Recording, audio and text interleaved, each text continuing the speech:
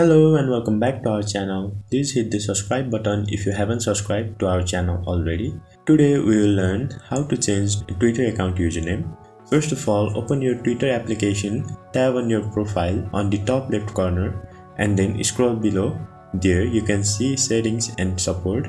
Tab on it and then the drop down menu will open. On the drop down menu, again tab on settings and privacy. Now you can see your account on the first option, tab on it and then tab on account information.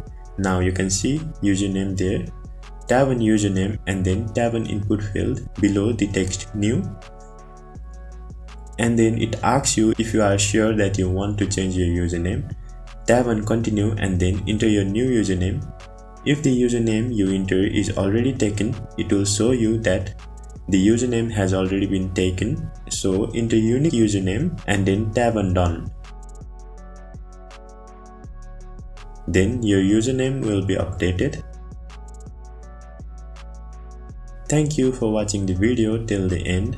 Let us know if you face any problems on the comment section below. Also, hit the like button if the video helped you and do subscribe for similar contents.